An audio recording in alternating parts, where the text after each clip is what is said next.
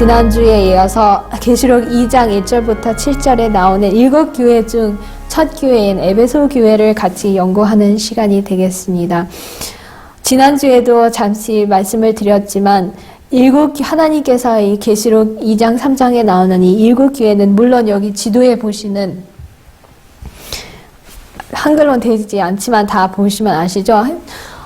이 지도에 보이시는 이 7교회가 이제 그 소아시아에 있는 그 교회들이 이렇게 여기에 보이죠. 그런데 요한이 물론 그 당시에 있던 그 7교회에 편지를 보내기도 한 것이겠지만 우리가 지난주에도 보았듯이 하나님께서는 그 예수님의 부활 이후로부터 세상 끝날까지 있을 모든 그 시대를 표상하시기 위해서 7교회에게 편지를 보내신 거고, 이 7교회는 여기 지도에 보이시는 이 7교회뿐만 아니라 더 깊게는, 더 나아가서는 예수님 시대부터 예수님 재림까지 있는 각 시대에 있는 일곱 시대에 걸친 교회들의 형편을 보여주시는 것입니다. 그래서 우리가 이 에베소 교회를 공부할 때 물론 이 지도의 소아시아에 있는 그 에베소 교회도 해당이 되지만 특별히 AD 100년까지의 그 시대에 있던 모든 주님의 그리스도인 교회의 형편을 두고 말씀하신 것을 기억하면 좋겠습니다. 근데 우리가 각 7교회 또 계시록을 공부할 때 기억해야 할 사실이 있다면 계시록 1장에서 보았듯이 누구의 계시라고 말씀하셨죠? 예수 그리스도의 계시라고 하셨어요. 그래서 이 계시록은 계시록의 모든 말씀은 하나님에게서 받은 말씀을 예수님께서 말씀하신 것입니다. 그래서 이 계시록 2장의 이 에베소 교회도 누구의 말씀인지 우리가 보시겠습니다. 계시록 2장 1절에 에베소 교회의 사자에게 편지하기를 오른손에 7 별을 붙잡고 7 금촛대 사이에 다니시는 이가 가라사대. 계시록 1장에 예수님의 모습을 다시 한번 여기서 그려줍니다. 오른손에 7 별을 붙잡고 7 금촛대 사이에 다니시는 분은 다름 아닌 예수님입니다. 바로 말씀하시는 예수님의 모습을 그대로 묘사하고 있는 것입니다. 여기에 사진에도 지난주도 보여드리는 사진이지만 조금 이따 나오는데요. 예수님께서 마태복음 28장에 볼지어다 내가 세상 끝날까지 너희와 항상 함께하리라고 말씀하셨어요. 예수님께서 이렇게 승천을 하시면서 하늘로 올라가실 때 제자들은 너무도 슬펐겠죠. 그들이 항상 같이 다니던 예수님께서 더 이상 우리와 함께 이제 육안으로는 보이시지 않을 것을 인해서 좀 슬펐겠지만 예수님께서 그들에게 이 약속을 하신 거였습니다. 내가 세상 끝날까지 너희와 항상 함께 하리라. 그런데 그 약속을 어떻게 보여주셨냐면 이 그림에서 여기에 나오는 예수님의 모습은 우리 인간이 그린 거기 때문에 예수님의 모습의 1000만분의 100만분의 1도 묘사를 하지 못한 거예요. 근데 그냥 한 예로 그냥 그린 것을 우리가 기억하면 좋겠습니다. 예수님께서 7 촛대 사이에서 다니면서 7 별을 오른손에 붙들고 계신다는 것은 내가 세상 끝날까지 너희와 항상 함께 하시리라는 그 약속을 실물교훈으로 이런 표상으로 다시 한번 보여주신 거였어요. 그래서 모든 개인의 그리스도인 또 한 무리 또 한 단체로서의 교회와 예수님께서는 항상 함께 하시다는 것을 우리가 기억하시기를 원해서 그 말씀을 하셨던 거고요. 예수님의 진정한 성도 또 그 성도들이 모인 교인 예수님의 이름으로 모인 성도들이 있는 곳은 그 성도가 1명이든 2-3명이든 또 100명이든 간에 그곳이 바로 교회입니다. 꼭 교회의 건물이 보여야 교회가 아니지요. 계명을 지키고 예수님을 사랑하는 성도가 1명이든 2명이든 100명이든 1000명이 모인 곳이 교회인데요. 그 교회를 건드리는 사람은 우리 주님의 눈동자를 범하는 것임을 알으라고 이 표상을 이렇게 보여주셨습니다. 에베소 교회에 물론 요한의 시대에 에베소는 아시아의 로마 속주 중에 이제 한 주력 도시였어요. 그래서 시리아에서 어떤 사람은 터키라고 그러고요. 어쨌든 에게해 쪽에 있는 중요한 항구 도시 또 무역 활동의 한 중심지로 에베소가 있었습니다.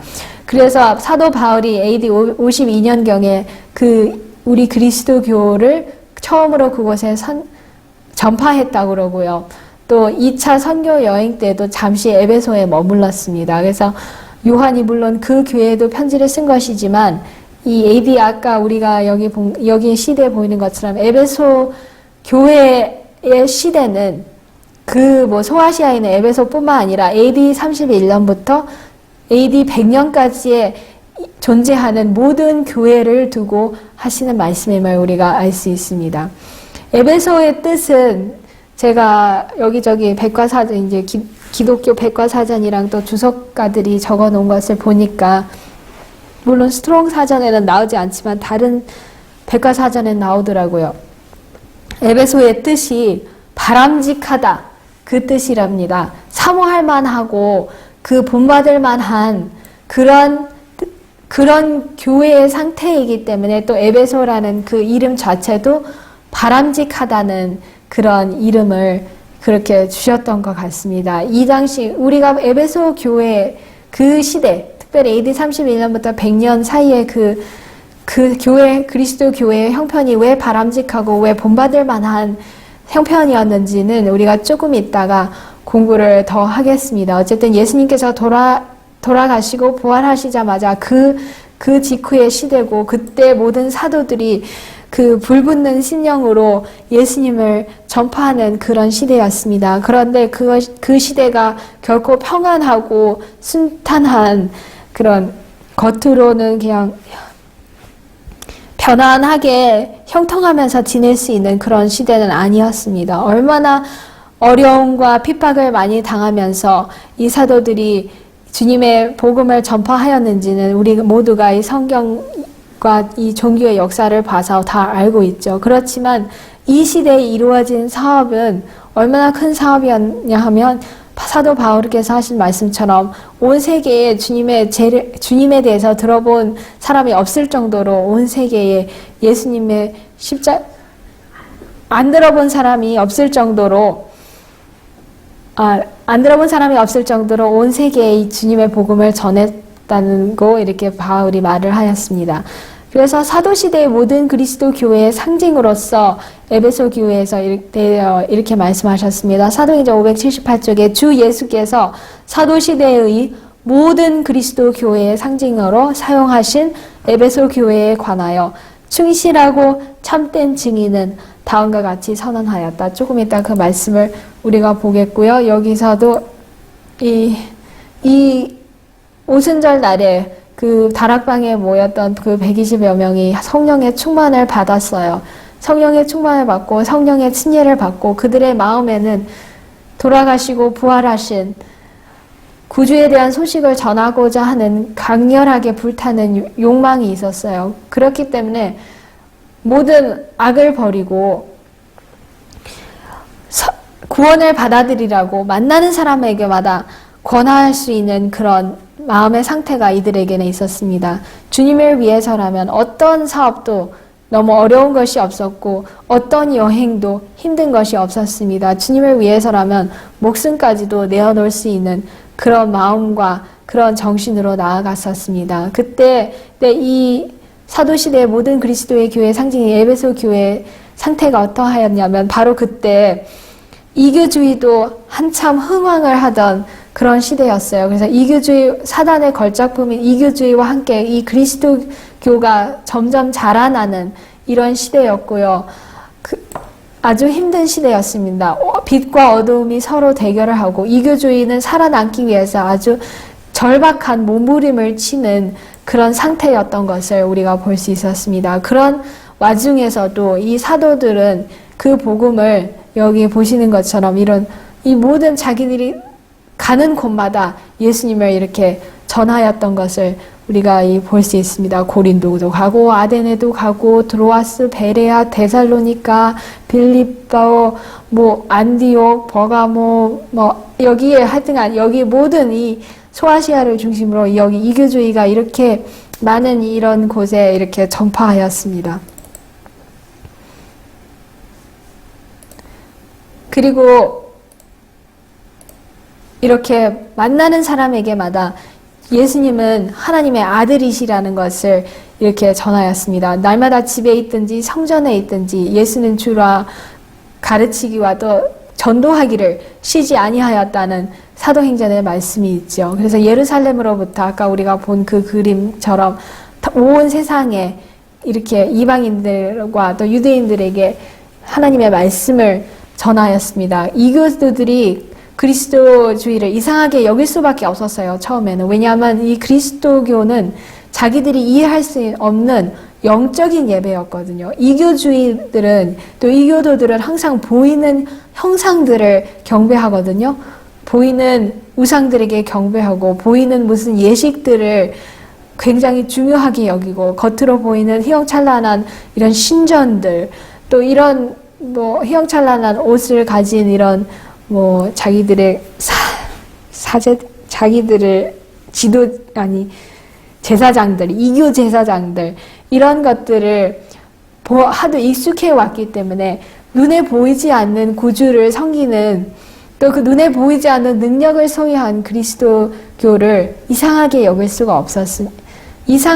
여길 수밖에 없었습니다. 그렇지만 하나님의 능력이 함께한 이 그리스도교의 힘이 얼마나 강하였는지 사도 바울께서 말씀하신 것처럼 그때 로마에서 가이사가 아주 무서운 철통으로 군림하고 다스리고 있었지만 그 무섭다는 네로의 집안에서도 그 네로의 궁전 안에도 그리스도인들이 생겨났습니다. 그만큼 눈에 보이지 않는 힘을 소유한 첫사랑을 소유한 이 예수님의 종교 그리스도교의 힘을 우리는 이 사도시대의 이야기들에서 볼 수 있는 것입니다. 에베소 교회에게 주시는 기별을 우리가 잠시 요약을 하면 첫 번째는 아까 우리가 방금 본 예수님에 대한 묘사고요. 그 다음에는 에베소 교회를 향한 칭찬입니다.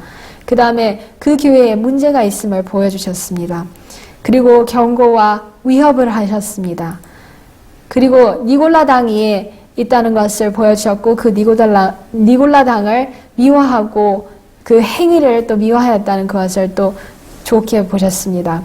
그 다음에 주님의 말씀에 주의하라는 당부를 주셨고요. 이기는 자에게 주어지는 약속을 여기서 보여주셨습니다.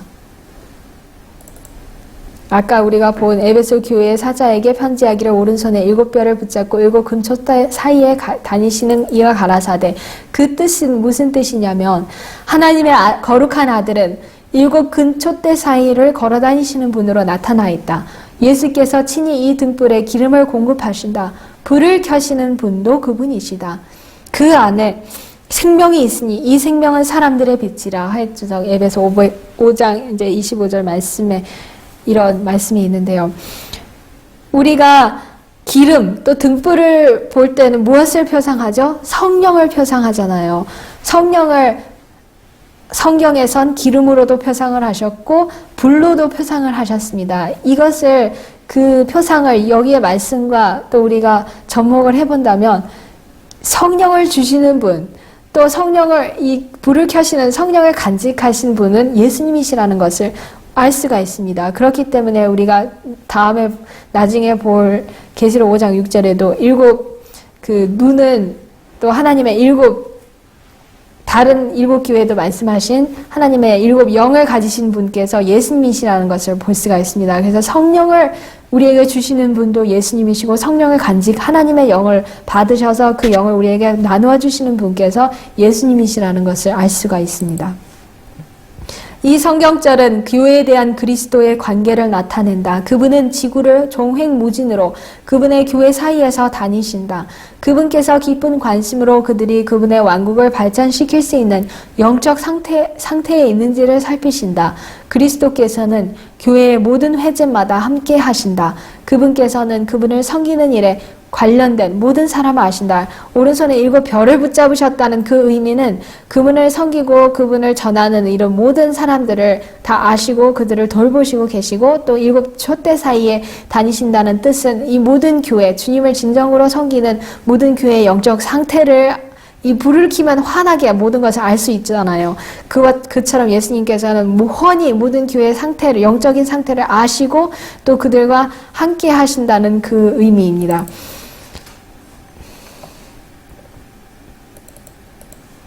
근데 여기서 에베소 교회를 또 칭찬을 하셨습니다. 그 말씀을 계시록 2장 2절 3절에서 보는데요. 내가 내 행위와 수고와 내 인내를 알고 또 악한 자들을 용납지 아니한 것과 자칭 사도라 하되 아닌 자들을 시험하여 그 거짓된 것을 내가 드러낸 것과 또 내가 참고 내 이름을 위하여 견디고 게으르지 아니한 것을 아노라. 이렇게 처음에 칭찬을 하셨습니다. 그 얼마나 그들의 어떤 상태에 있었기에 이런 칭찬을 받을 수 있었을까요? 이 영감의 말씀에서 같이 살펴보겠습니다. 초창기의 에베소 교회의 경험은 어린아이 같은 단순함과 열성을 드러내고 있었다. 그리스도를 위한 살아있고 열렬하며 가슴 깊은 사랑이 표현되었다. 그리스도께서 그들의 마음속에 지속적으로 인재하셨기 때문에 그들은 하나님의 사랑 안에서 기뻐하였다. 하나님께 대한 찬양이 입술을 떠나지 아니었으며 그들의 감사의 태도는 하늘 가족의 감사와 일치하였다. 그래서 바람직하다는 그 의미의 이름을 가진 에베소 교회, 이런 상태가 진짜 바람직하고 본받을 만한 상태가 아닐까요? 우리가 그래서 이 일곱 교회를 보면서 물론 모든 시대에 걸친 교회 상태이지만 그 교회들에서 나쁜 것들은 본받지 말아야 하고 좋은 점들은 배워야 할 것입니다. 에베소 교회의 경험은 비슷한 말씀인데 약간씩 차이가 있어서 이렇게 같이 놓았습니다. 에베소 교회의 경험은 처음에는 어린아이와 같은 단순함과 열성으로 특색을 이루었다. 신도들은 하나님의 모든 말씀을 순종하고자 열렬히 노력하였으며 그들의 생활은 그리스도에 대한 열렬하고 성실한 사랑을 나타내었다. 그들은 구주께서 항구적으로 계속적으로 그들의 마음에 계셨으므로 하나님의 뜻을 행하기를 즐거워하였다. 구속주에 대한 사랑으로 충만한 그들의 최고의 목표는 영혼을 구주께 인도하는 것이었다. 그 사랑에 강권되어서 충만되어서 영혼들을 예수님께 인도하고자 하는 그런 마음이 있었습니다. 그들은 부르심의 중요성을 느꼈고 땅에서는 기뻐하심을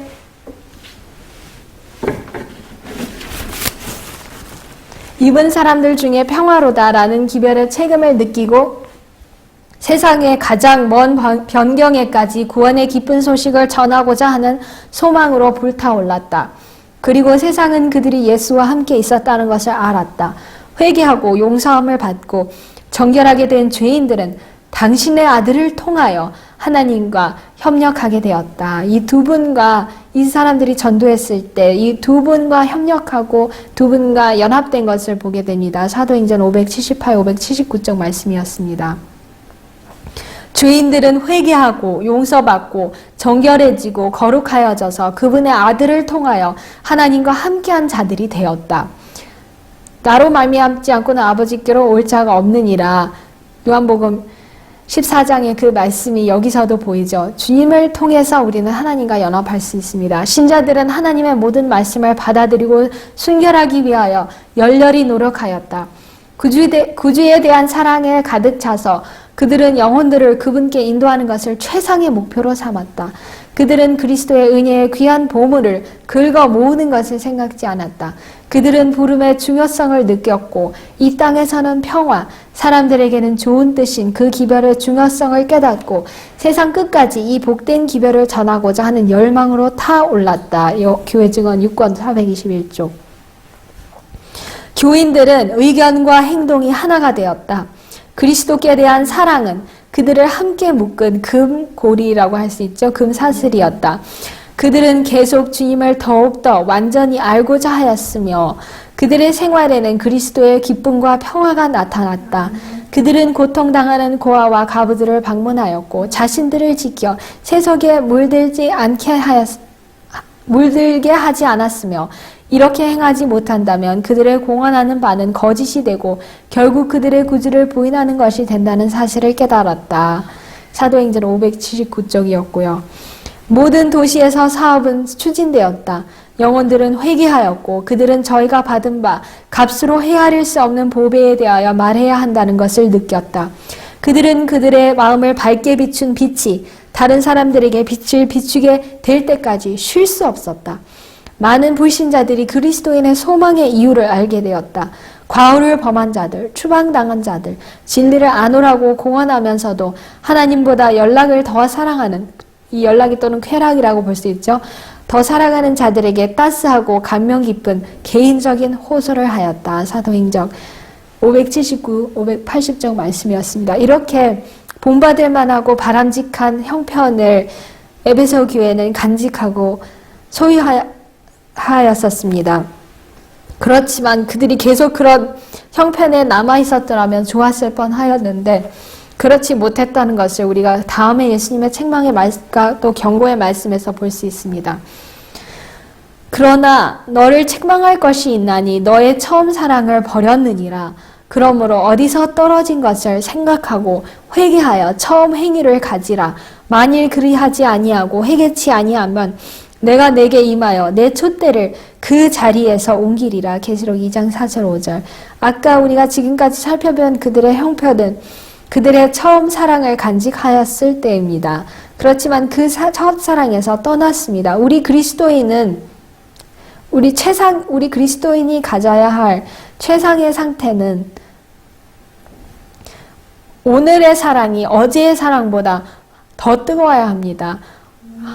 우리의 그리스도의 생애 가운데 만약 어제의 사랑이 오늘보다 더 뜨거운 때가 있다면 그 상태는 첫사랑을 버린 상태일 것입니다. 날마다 우리의 사랑이 식어질 것이 아니라 더 뜨거워져야 된다는 그런 말씀입니다.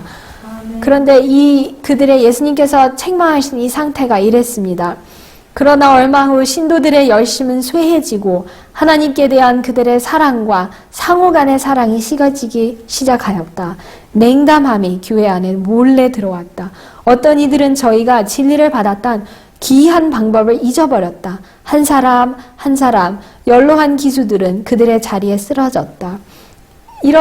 왜냐하면 이 시대가 AD 31년부터 100년까지이기 때문에 예수님을 직접 보고 또 그들의 그 뜨거운 사랑으로 전한 사도들이 한 사람 한 사람 돌아가시고 순교에 의해서 돌아가시든지 감옥에 하든지 주로 다 순교나 추방으로 없어지셨죠. 이 개척자들의 짐을 분담하여 현명한 지도자의 임무를 위한 준비를 갖추었어야 할 젊은 일꾼들 중 어떤 이들은 다는 아니죠. 반복된 진리의 실증을 느끼게 되었다. 젊은 일꾼들, 디모데 같은 일꾼들은 이런 상태는 아니었을 것입니다. 근데 우리가 이름을 알 수 없는 어떤 젊은 일꾼들은 더 뜨거운 사랑으로, 헌신으로, 열심으로 이 제자들 못지않은 그런 열심으로 전했었어야 되는데, 자기들이 생각되는 똑같은 진리라고 또 반복을 하니까 실증을 느꼈답니다. 그래서 어떻게 하였는지 여기에 이렇게 나옵니다. 신기하고 또는 신비라고도 할 수 있죠. 신비하거나 신기한 놀라운 어떤 것들에 대한 갈망으로 그들은 많은 사람의 마음을 더욱 기쁘게 하는, 그러나 복음의 근본 원칙에 일치하지 않는 새로운 형태의 교리를 도입하고자 하였다. 이교주의 또는 바울이 말씀하신 불법의 비밀의 교리가 교회 안에 점점 들어오고자 하는 시대였습니다.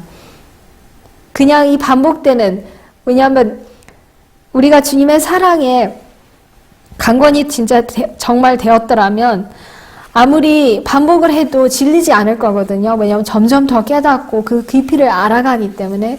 그렇지만 젊은 이 사람들은 그냥 신기하고 놀랍고 또 그냥 사람들을 흥분시키는 이런 거를 찾고자 하여서 그냥 새로운 형태의 교리를 도입하였다고 합니다. 자기 과신과 영적 맹목으로 그들은 이 궤변들이 많은 사람들로 하여금 과거의 경험들을 의심하게 하고 혼란과 불신으로 인도하리라는 것을 분별하지 못하였다. 이 거짓 교리들이 주장되자 분열이 일어나고 많은 사람들이 그들의 눈을 믿음의 주요 온전케 하시는 이인 예수에게서 돌이켰다. 중요하지 않는 교회의 부분들에 대하여 토론하고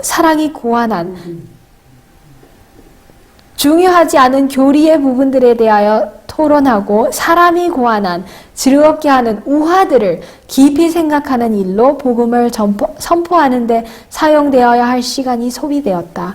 충실히 제시된 진리로 죄를 깨닫고 회개할 수 있었던 많은 무리는 경고를 받지 못하였다. 경건은 신속히 쇠하여지고 사단은 그리스도를 따른다고 공언하는 자들을 곧 지배할 것처럼 보였다. 제가 더 이상 설명하지 않아도 여기서 그들이 어떤 상태로 전락했는지 우리가 명료하게 볼 수 있습니다. 쓸데없는 사람이 고안한 신비스럽고 또 그냥 사람들의 호기심을 자극하는 그런 우화들을 생각하고 그런 것들을 토론하다가 자기들이 반복된다고 생각하는 진리의 복음을, 사랑의 복음을 전파하지는 못했습니다.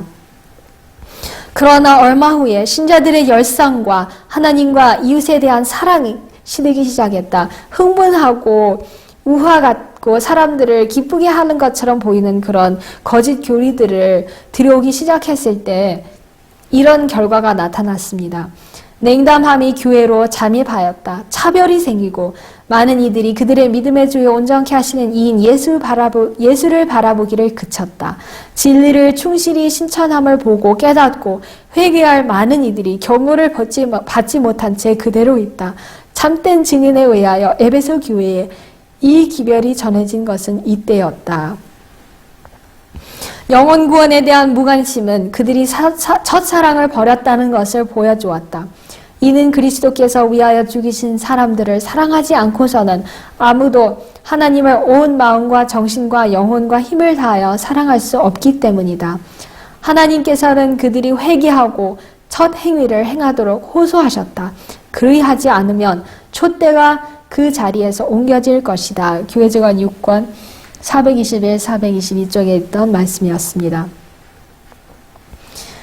그리고 이 시대에 이런 일들이 일어나기 시작했던 것입니다. 교회 역사의 초기에 사도 바울이 예언한 불법의 비밀이 그 해로운 일을 시작하였고, 그렇기 때문에 아까 그 반복되는 복음의 교리를 지겨워하면서 이 새롭고 신기하고 사람들을 기쁘게 하는 이 우화들을 점점 받아들이기 시작하였다고 하지 않았습니까? 근데 그것이 바로 그 불법의 비밀이 해로운 일이 시작되는 것이었습니다.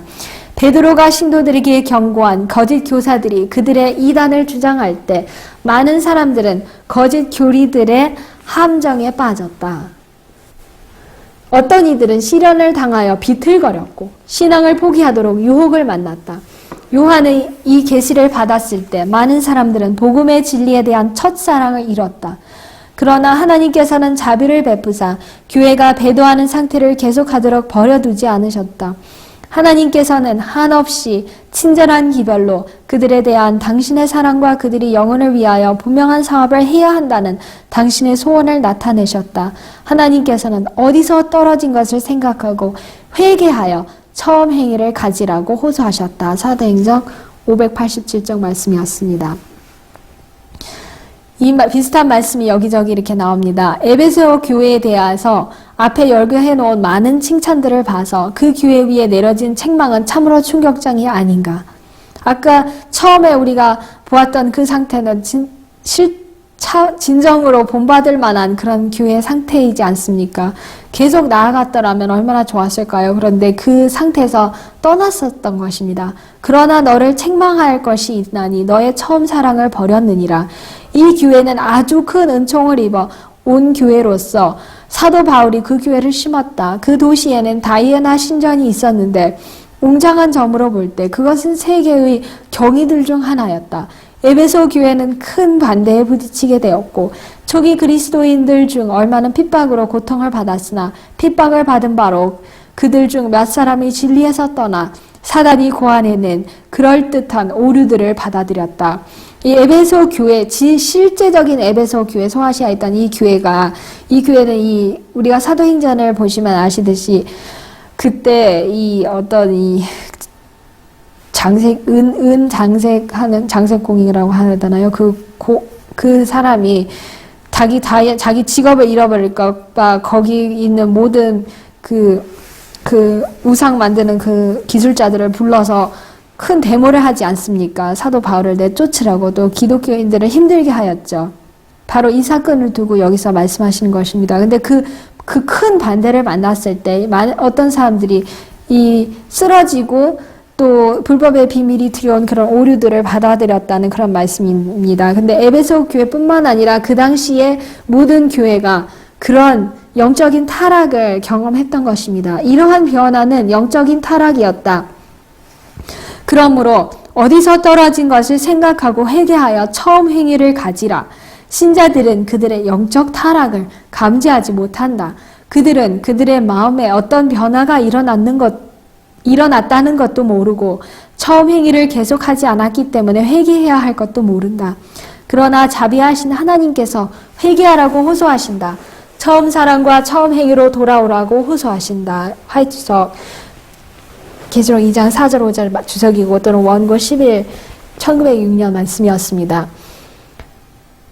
여기 제가 너무 자료가 많기 때문에 안 넣었는데 이 처음 행위를 가지고 첫사랑을 버리고 다시 이제 돌아오라는 것을 설명하시는 다른 부분을 보면 이 바리새인들도 이런 비슷한 상태인 것을 그렇게 표현을 하셨더라고요. 자기들이 엄청나게 타락했는데도 그 타락한 것을 아예 감지를 하지 못하고 자기 과신, 자기를 믿는 그런 바리새인주의라고도 이 영적인 타락을 바리새인주의라고도 할 수 있는 것입니다. 왜냐하면 자기는 분명히 퇴보하고 타락하였는데도 그것을 감지를 하지 못했기 때문입니다. 이 경고의 말씀은 어디서 떨어진 것을 생각하고 회개하여 처음 행위를 가지라고 요구한다. 만약 그렇게 하지 않을 때 충성된 증인께서 회개하지 아니하면 내가 내게 속히 임하여 내 촛대를 그 자리에서 옮기리라고 말씀하셨다. 교회가 처음 사랑의 열성에 대한 필요를 깨달을 수 있다면 얼마나 좋을까. 이 사랑이 결핍될 때에 다른 모든 은사들이 있을지라도 불충분한 것이다. 회개하라는 부르심은 위험을 감수함 없이는 무시해버릴 수 없다. 진리에 대한 이론을 믿는 것만으로도 충분치 못하다. 이러한 이론을 불신자들에게 증거하는 것이 그대들로 그리스도를 위하여 증인이 되게 하는 것이 아니다. 그대들이 기별을 처음으로 받아들였을 때 그대들의 마음을 기쁘게 하였던 그 빛이 그대들의 신앙적인 경험과 수고의 본질적인 요소가 되어야 하는데 바로 이것이 그대들의 신령과 생애 가운데 결여되어 있다는 것이다. 그리스도께서는 그대들의 열성의 결핍을 주시하시면서 그대들이 타락하여 위험한 위치에 놓여 있다고 말씀하고 계시다. 결혈법은 기월 1권 370, 371쪽이었습니다. 그분께서는 그러나 너를 책망할 것이 있나니 너의 처음 사랑을 버렸느니라. 그러므로 어디서 떨어진 것을 생각하고 회개하여 처음 행위를 가지라. 만일 그리하지 아니하고 회개치 아니하면 내가 내게 임하여 내 촛대를 그 자리에서 옮기리라고 말씀하셨다. 교회 안에 하나님에 대한 사랑이 점점 식어지고 그 대신 자신을 사랑하는 마음이 불끈 솟아 새로운 활동을 일으켜왔다. 하나님에 대한 사랑을 상실함과 동시에 이웃에 대한 사랑도 아울러 상실해버리고 말았다. 그래서 이 처음 사랑을 다시 회복하라는 것은 우리가 처음에 어떤 이 진정한 복음의 기별을 받았을 때 그 초심을 우리가 늘 간직하면서 하나님에 대한 사랑이 식어질 것이 아니라 점점 뜨거워져서 그 뜨거워지는 사랑으로 첫 번째는 하나님을 사랑하고 동시에는 이웃을 내 몸처럼 사랑해야 된다는 그런 말씀이겠죠. 그런데 이 진리를 알고 율법주의적인 신앙조차가 그냥 진리의 이론은 정확하게 알 수도 있어요. 그런데 강권하시는 예수님을 강권하였던 그 사랑이 내 마음에 없으면 아무리 이론을 안다 해도 소용이 없습니다. 비록 에베소 교회가 들은 바 모든 칭찬하는 말을 들을 수 있다 할지라도 중대한 경건성이 부족할 수 있다. 예수님께서는 이러한 자들에 대하여 내가 내 행위와 수고와 내 인내를 알고 또 악한 자들을 용납지 아니한 것과 자칭 사도라 하되 아닌 자들을 시험하여 그 거짓된 것을 내가 드러낸 것과 또 내가 참고 내 이름을 위하여 견디고 게으르지 아니한 것을 아노라. 그러나 너를 책망할 것이 있나니 너의 처음 사랑을 버렸느니라고 말씀하셨다. 처음 사랑을 잃었다는 것을 상세히 말하자면 곧 도덕적으로 타락했다는 뜻이다. 처음 사랑을 버린다는 것은 신앙생활 전체를 뒤흔들어 놓는 그 무엇을 말하는 것이다. 처음 사랑을 버린 사람들에게 대해서 하나님은 내가 만일 회개치 아니하면 내가 내게 임하여 내 촛대를 그 자리에서 옮기리라고 하신다. 원고 1 1906쪽 말씀이었습니다. 그래서 도덕적으로 곧 타락했다는 그것이 처음 사랑을 잃어버렸다는 또 다른 뜻이라는 것을 이렇게 살펴볼 수 있었습니다. 그래서 처음 사랑으로 우리가 돌아가기 위해서는 예수님께서 말씀하셨죠. 내가 아버지의 계명을 지켜 그의 사랑 안에 거하는 것 같이 너희도 내 계명을 지키면 내 사랑 안에 거하리라. 그리스도의 사랑이 우리를 강권하신도다고 고린도후서 5장 14절에 말씀하셨습니다. 그리고 그러므로 사랑은 율법의 완성인이라고 이렇게 말씀하셨습니다. 우리가 주님께서 우리를 사랑하시는 그 사랑을 우리가 어디에서 볼 수 있죠? 우리 인간이 율법을 범했기 때문에 우리의 첫 조상 아담과 하와가 하나님의 명령을 율법을 범했습니다. 명령을 범했을 때 그 모든 후손들도 율법을 범한 것이고 우리는 하나님과 더 이상 하나도 될 수 없고 하나님의 자녀라고 불릴 수 있는 특권조차도 완전히 잃어버렸습니다. 그런데 그 율법을 깨트린 인간을 구원하시기 위해서 아버지께서 어떠한 사랑을 우리에게 베풀어 주셨습니까?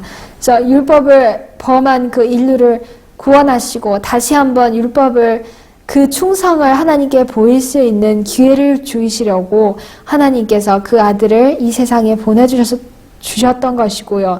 율법을 지키는 모범을 우리에게 보여주셨던 것입니다.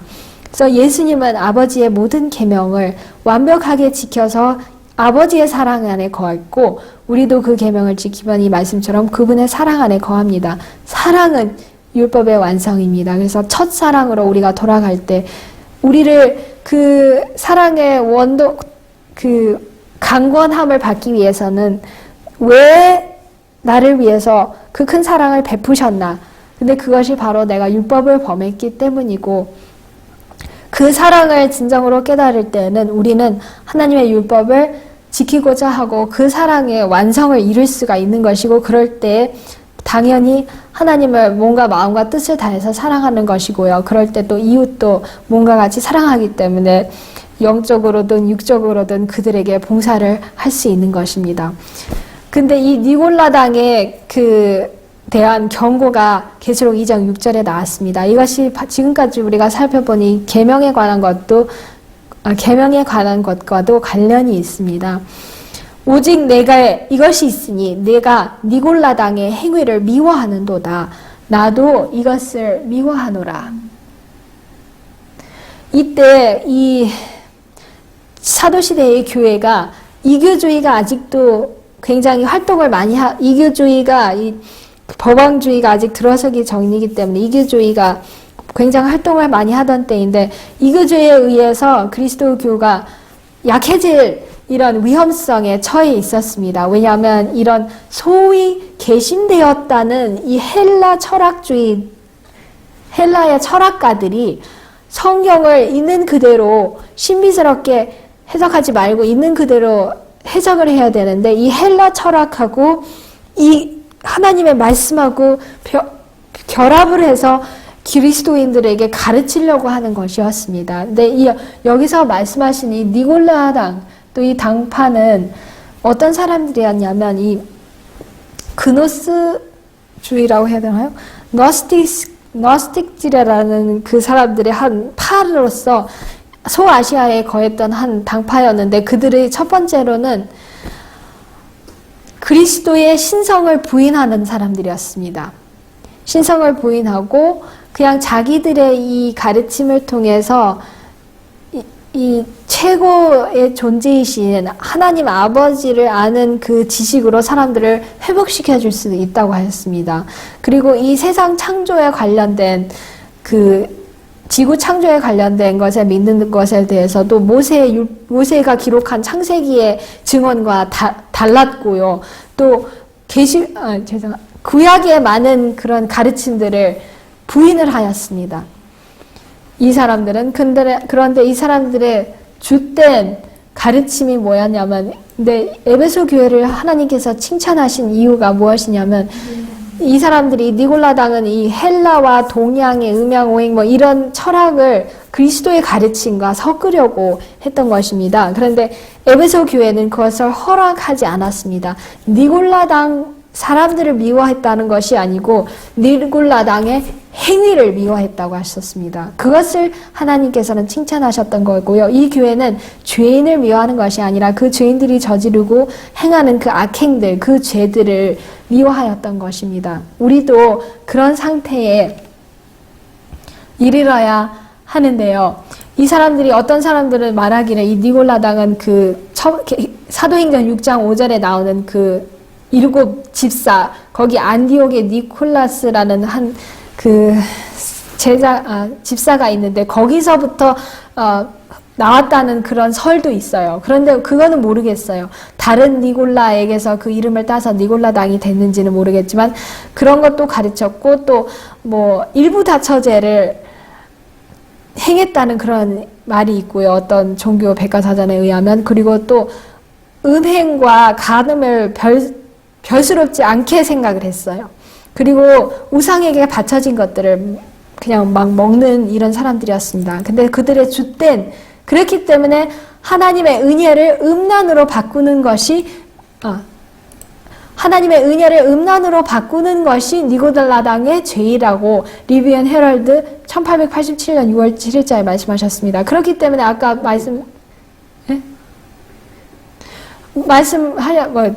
간음도 괜찮고 음행도 괜찮고 우상에게 바쳐진 거 먹어도 괜찮고 그들의 가르침을 요약하면 이 육신의 행위가 영혼의 순결에 영향을 미치지 않고 구원과는 관계가 없다고 가르쳤고요.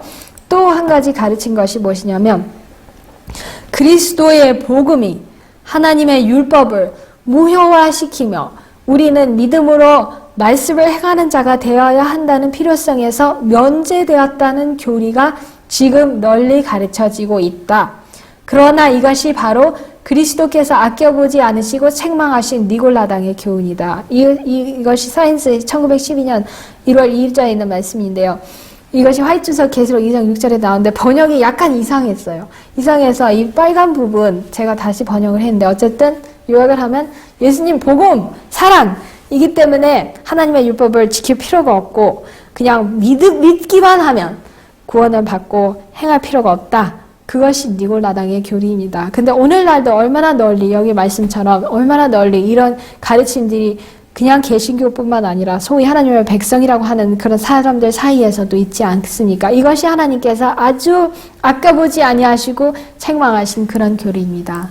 그래서 마지막으로 예수님의 말씀에 주의하라는 마지막 당부를 이렇게 남겨주셨습니다. 귀 있는 자는 성령이 교회들에게 하신 말씀을 들을지어다.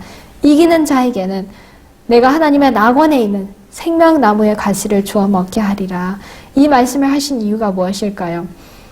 우리가 하나님의 율법을 범했기 때문에 우리는 다 사형 선고를 받았지만 하나님께서 우리를 사랑하시기 때문에 예수님을 통해서 우리는 다시 한번 그 생명나무를 먹을 수 있는 기회를 하나님께서 주셨습니다. 그 생명나무 과일을 먹으면 죽음을 면해요. 죽음을 멀리 보내버리고 생전 죽지 않는 그런 약효가 이 생명나무의 과실에게 있습니다. 그 말씀이 여기에 또 있습니다. 계시록 22장 14절에 그 계명을 지키는 자들은 복이 있으니 이는 저희가 생명나무에 나아가며 문들을 통하여 성에 들어갈 권세를 얻으려 함이로다. 계시록 22장 14절 말씀이었습니다.